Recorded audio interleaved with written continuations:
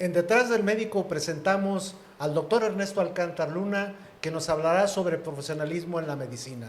Quédense con nosotros. Estamos en Detrás del Médico.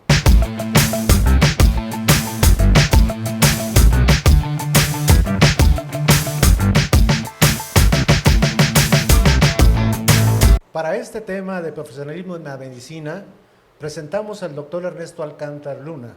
El doctor Ernesto Alcántar Luna es médico cirujano y partero, egresado de la Universidad de Guadalajara, especialista en medicina interna, egresado del Hospital de Especialidades del Instituto Mexicano del Seguro Social en el Centro Médico Nacional de Occidente, maestría en Administración e Instituciones de Salud en la Universidad de Guadalajara, consejero emérito del Consejo Mexicano de Medicina Interna, consejero y fellow American College of Physicians de la ACP, profesor adjunto y titular del curso de Medicina Interna con 27 años de experiencia en la docencia en el Hospital de Especialidades. También es exdocente de la Cátedra de Medicina Interna en el TEC Monterrey, en la Universidad del Valle de México, en la Universidad La Mar, presidente del Consejo Directivo en el 2002 de la Asociación de Médicos Internistas de Jalisco. Todo un internista, un amigo, un compañero que nos hablará sobre la profesionalidad en la medicina. Ernesto, muchas gracias por tu presencia. Creo yo que este tema también es de suma importancia, sobre todo por todos esos años que hemos pasado nosotros de generación en generación. Hemos sido, al igual que tu servidor, que fui jefe de traumatología en el IMSS, y que hemos sido parte de la enseñanza de muchos ex residentes, muchos especialistas, que creo yo que esto viene todavía más desde la escuela, desde la Facultad de Medicina, la formación como residentes y cómo se han involucrado ellos en esta vida, porque hoy actualmente, Ernesto, los médicos especialistas y los médicos egresados son otra cosa. Yo no sé qué pasa. Pero háblanos un poquito sobre la profesionalidad de la medicina. Muchas gracias por la invitación y la oportunidad de estar aquí con tu audiencia. Y sí, efectivamente, los tiempos han cambiado. Yo no puedo decir que nuestro tiempo fue mejor, simplemente fue un tiempo diferente. Profesionalismo es una filosofía de vida. Todos somos profesionistas, pero no todos somos profesionales. Lo primero que hay que empezar a entender es que ser médico es servir a los demás, claro, no servirse de los demás. Entonces, siempre la vocación de servir a alguien que está carente de lo más valioso que se llama la salud, es importante servir. Y con mucha responsabilidad.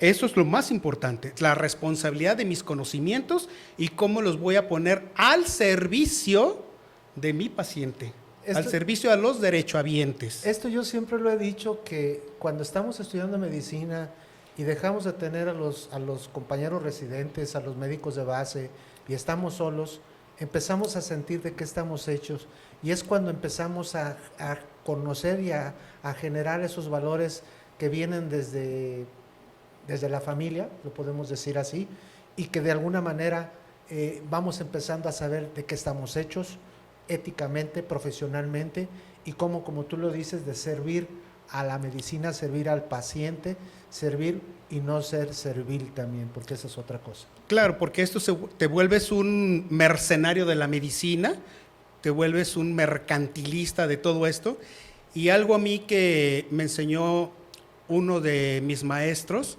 me decía, cuidado con el signo de pesos en la frente. Sí, también a mí me decía un exresidente, me comentaba, maestro, ¿cuándo vamos a ser ricos de la medicina? Yo les decía, cuando se te quite la vergüenza. Eso es una. Mira, si nos vamos hacia atrás, cuando estuvimos en los primeros meses, en los primeros años de medicina, que nos llegaron a dar temas como bioética y todo ese tipo de temas que nos dieron, no nos interesaba. ¿Qué es lo que queríamos? Pasta. O sea, ¿cómo vivir del daño? O sea, seguimos viviendo de todas maneras del daño. Vivimos de la hipertensión, de la diabetes, de las fracturas, del dolor, etcétera, etcétera. Seguimos. ¿Por qué? Porque no hemos entendido que debemos de cambiar nuestro estilo de vida. Nos está costando mucho trabajo esta parte. Remóntate, ¿qué edad tenías tú y las personas que nos daban estos temas? ¿45, 50 años? Bueno, ahora la historia se repite. Queremos dar este tipo de temas a muchachitos de 25, 30 años y no les interesan. Es exactamente lo mismo.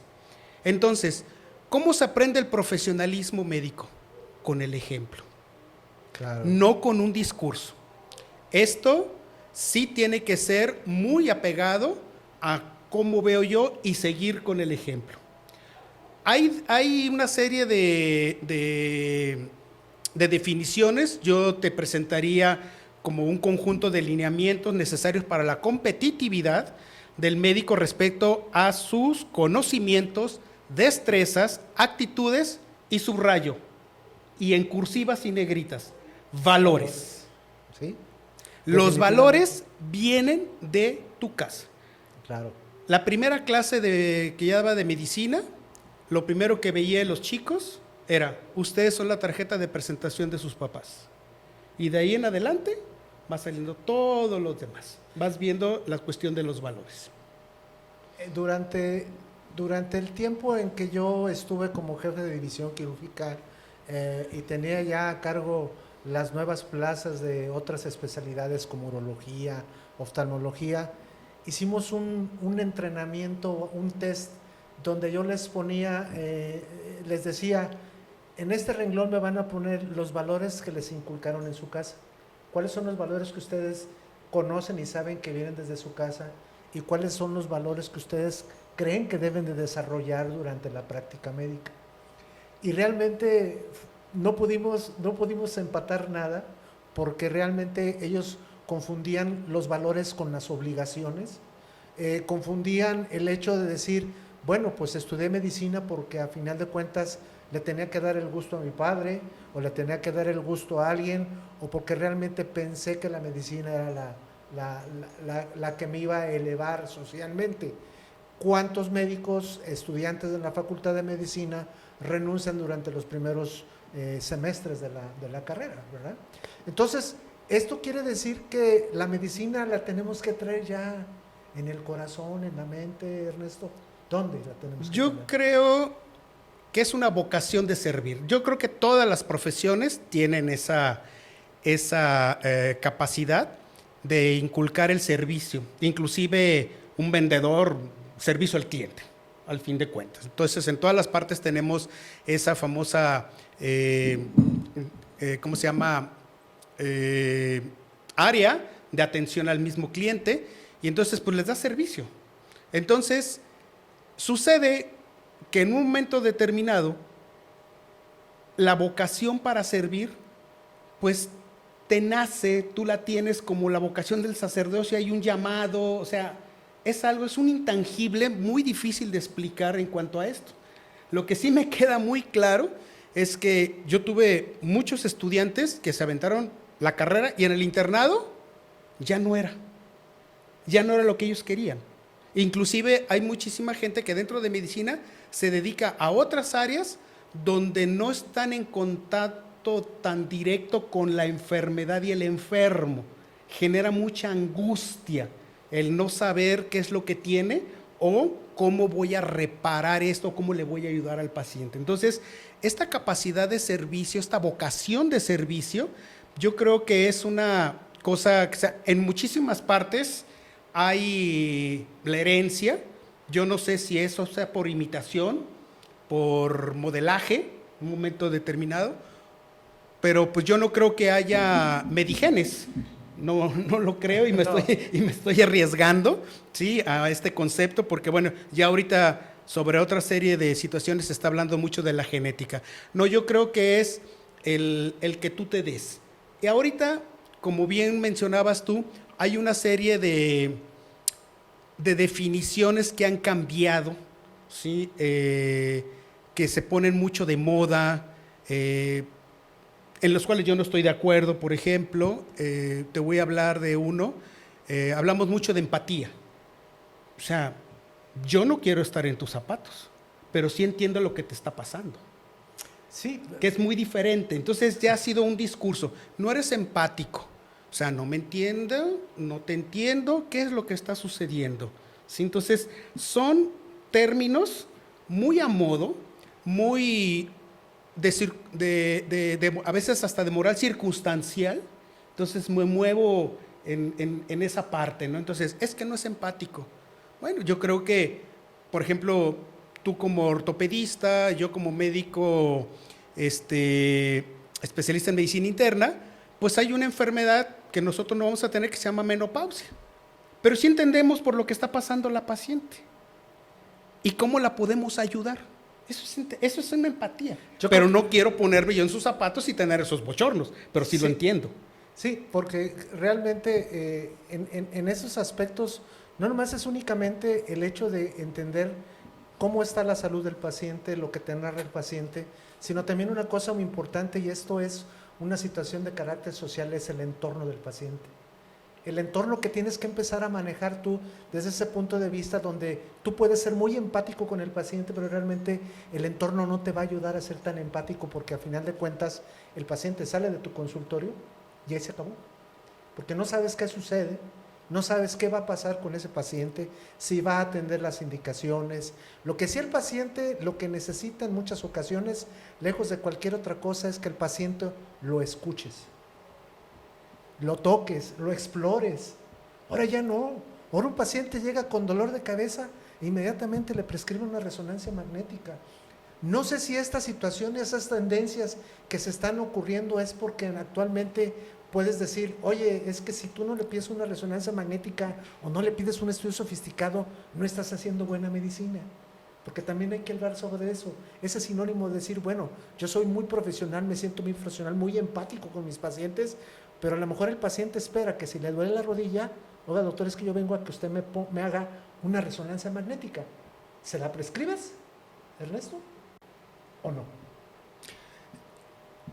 Mira, a la distancia, en un momento determinado dices tú, bueno, vamos a ver, a mí me ha quedado muy claro que ese es un estudio que es para especialistas como tú.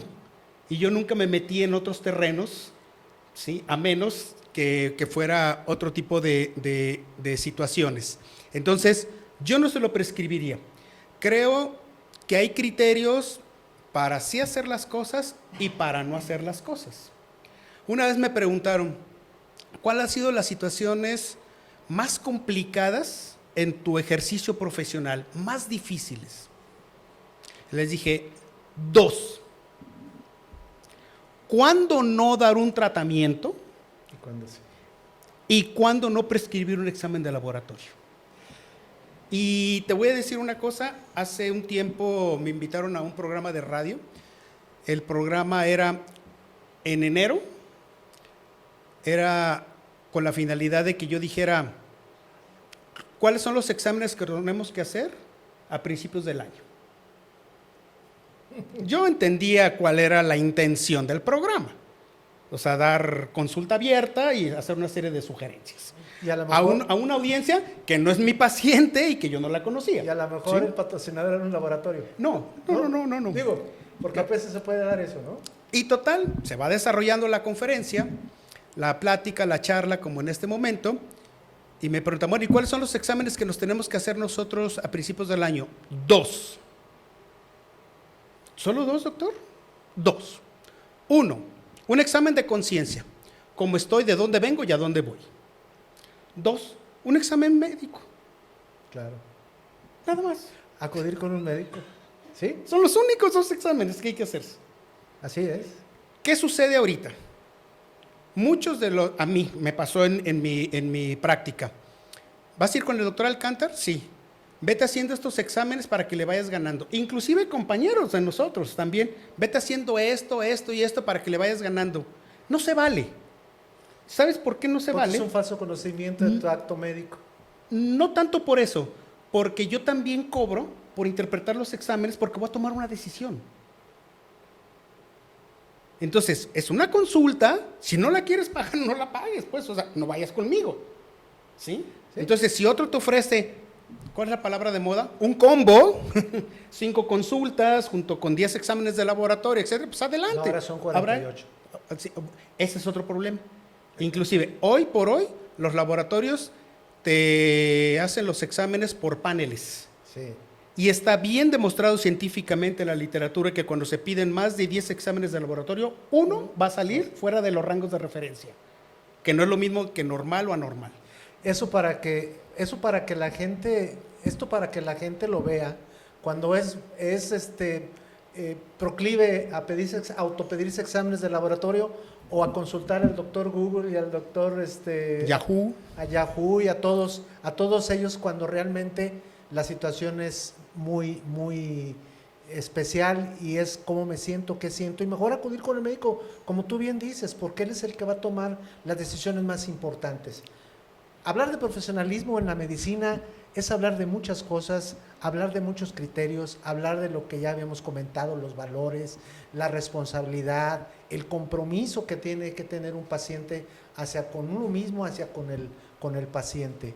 Siempre será muy importante que la profesionalidad en la medicina sea el carácter ético basada en valores, como ya lo hemos comentado. Ernesto, muchas gracias. Creo yo que se han quedado muchas cosas en el tintero y estamos invitando a la gente para que haga sus preguntas, le toque la campanita, le dé like y estamos a sus órdenes para que nos escriban, den sus opiniones y sobre todo si quieren abordar más de este tema, ahondamos más de este tema, pues por favor, háganlo a través de nuestras correspondencias, píquenle a la campanita nuevamente como les comento y la verdad es que estos programas son para ustedes, para su conocimiento, para hacer la conciencia y sobre todo que lo más importante es que la calidad en la atención médica sea el reflejo de su salud. Y ese es el compromiso que como médicos tenemos. Ernesto Alcántar Luna, muchas gracias, muy amable por tu presencia. No va a ser la única vez que vamos a hablar de esto, ya te estoy amenazando porque vamos a hablar de más temas, porque creo que tienes una gran capacidad para poder darnos esa opinión al respecto, sobre todo como médico internista y con esa gran experiencia que tienes a través de los años. Muchas gracias, Ernesto, muchas gracias a todos ustedes. No se olvide, detrás del médico con ustedes, los esperamos en la próxima.